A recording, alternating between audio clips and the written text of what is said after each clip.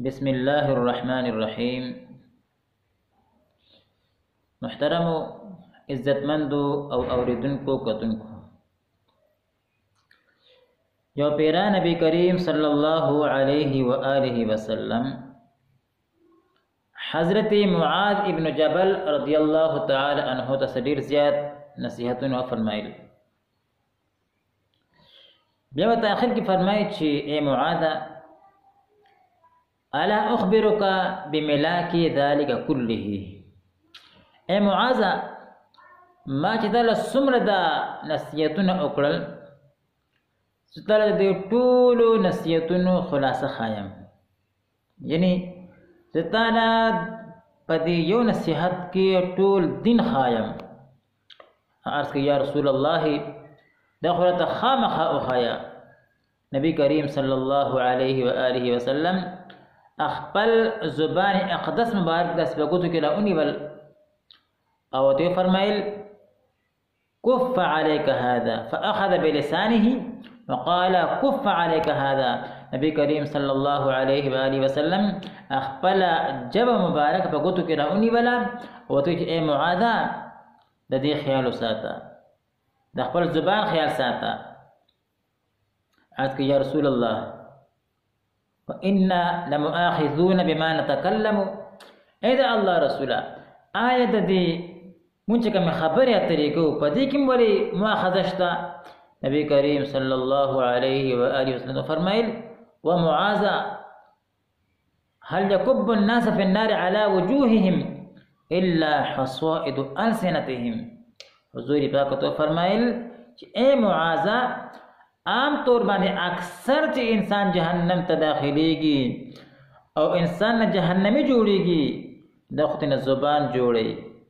محترم او عزتمندو، دا زبان د انسان چې کوم دی، په دې سره انسان نه مسلمان جوړيږي، په دې سره انسان نه کافر جوړيږي، په دې زبان سره انسان نه محبت پیدا کیږي، په دې زبان سره نفرت پیدا کیږي.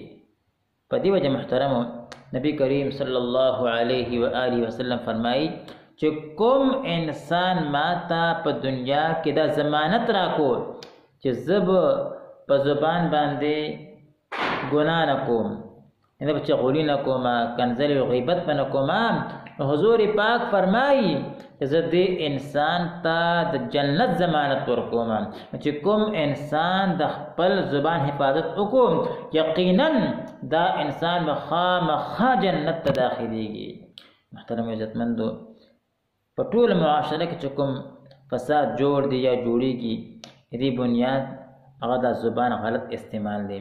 موږ ټول له پکار دی د خپل زبان خیال ساتو، او داسې یو خبره چې په هغې سره معاشره کې فساد جوړیږي، هغې موږ تاسو خپل ځان وساتو. ګورې د زبان دومره خطرناک شی دی، د دې غلط استعمال. یو حدیث کې راځي، حضور پاک فرمایي و چې کله یو انسان، چې کله یو مسلمان بل مسلمان د کافر وویلې، دا کفر لفظ لاړ شي، چې چا کافر ویلي او پسې لاړ شي، نو که چېرې په هغه کې دا کفر نه وي، دا واپس راشي په تا باندې او الټه تا نه کافر جوړ کړي، الټه تا نه کافر جوړ کړي. دا په څه باندې؟ تا ګوره گزار نه دی کړی، تاسو بل څه نه دی ویلي، صرف تا بل نه کافر وویلې او په دې سره تا نه ګوره کافر جوړیږي. محترمو، د دې زبان ډېر زیات خیال ساتل پکار دي. په دې سره ګوره چې کله پردي الک او جنۍ یو بل ته ووایي ته قبولې ماته، بل وایي ته ماته قبولې، او ګواهان وي، بس نکاح وشوه. که هر څوک دی هر ځای نه سره راغلی دي، هغه خپلو کې اوس ښځه او خاوند شو، یو بل له کتل ثواب دی. او داسې الفاظ دي چې د 20 30 50 سال نکاح وي او سړی ښځې له طلاق ورکړي، که دې نه بچي پیدا وي، کلوریانې ته پیدا وي، که هر څومره مې محبت ژوند یې تېر کړی وي، خو چې کله یو سړي یوې ښځې له طلاق ورکړو، بس د دوی رشته ختمه شوه.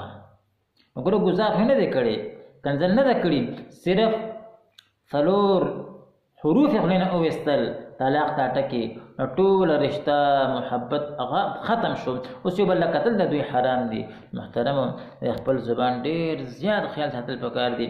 بل یو حدیث کې راځي حضور پاک فرمایي ولا تکلم بکلام تعذر منه غدا، داسې خبرې ته مه کوه بیا سبا ته معافین غواړي بیا سبا ته جاړي. الله جل جلاله دې موږ او تاسو ټولو ته د دین اسلام په تعلیماتو باندې عمل کول توفیق نصیب کړي. وما علینا الا البلاغ المبین. اللهم صل علی